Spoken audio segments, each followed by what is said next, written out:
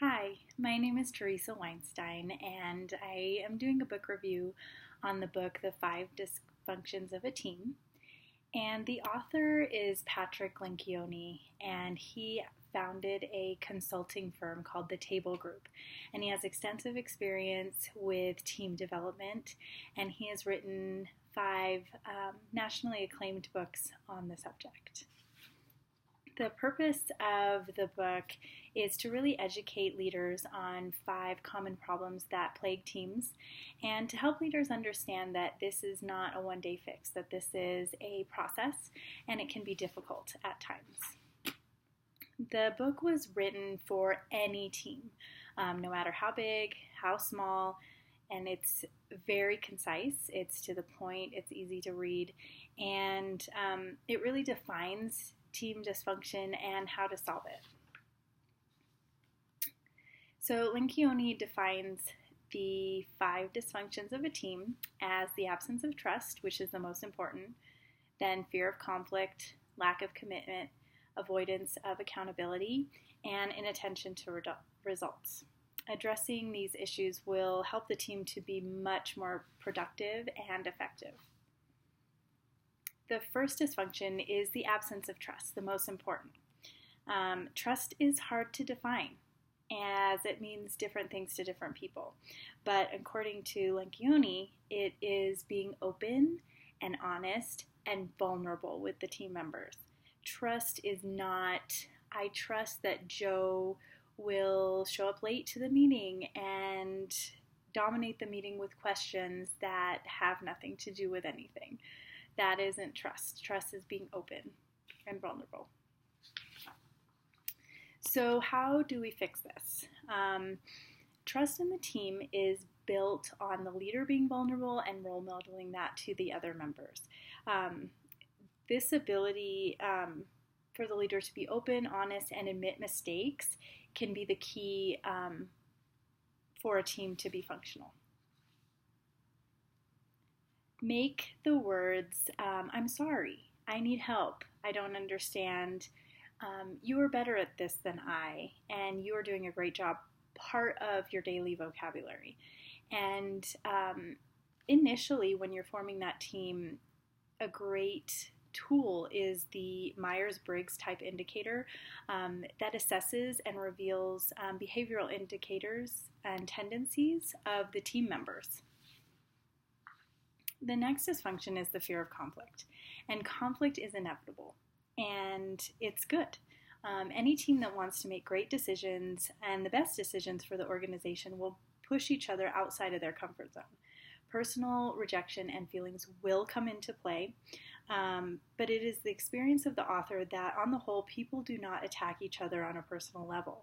They are just trying to get their point across, and the intent is not one of maliciousness.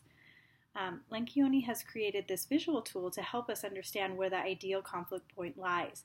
Teams must push themselves past not wanting to make any waves and voice their opinions, but not push too far to a point of personal attacks. To really delve deep and create this healthy team that can discuss problems, the leader needs to talk to the team as a whole and establish conflict norms. How does that team work? Using the MBTI tool can really help others understand the personalities and work style of others and help them to address issues in different ways. Once these norms have been identified, the team can move more forward, but the team leader needs to keep the team in check at all times, and this is not a quick fix. If the team is composed of vocal people, the team needs to understand that differing opinions are not personal, but that same team needs to realize they can never make it personal, and if they do, they need to maintain trust and apologize immediately. If a team is more quiet and their tendency is to maintain an artificial harmony, they need to realize this is not the best way to make decisions for the group. Conflict is good, differing opinions are good, and if the leader can focus the group to use those opinions to make decisions, great progress can be made. This third dysfunction of a team is a lack of commitment. A problem that people can encounter is feeling as decisions that have been made are wrong because they are not the ones that they had in mind. In addition, people on a team who don't fully understand the decision or why it was made will not support it. Teams who agree on everything are not finding the best solutions for the organization. They are either aiming to please or do not care enough about the decision.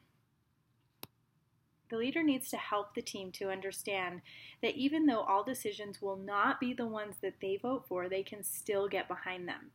The team members need to have their opinions heard, and there needs to be healthy debate on different opinions. According to Lencioni, if the team is clear about why the decision was made and the ultimate goals of the decision, 9 times out of 10, they will leave the meeting motivated and supportive of the decision, even if they were opposed to it in the beginning.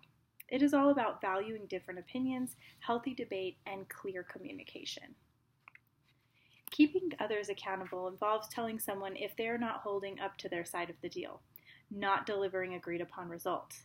Entering this danger zone is difficult, and most people avoid telling others that they are not measuring up to standards.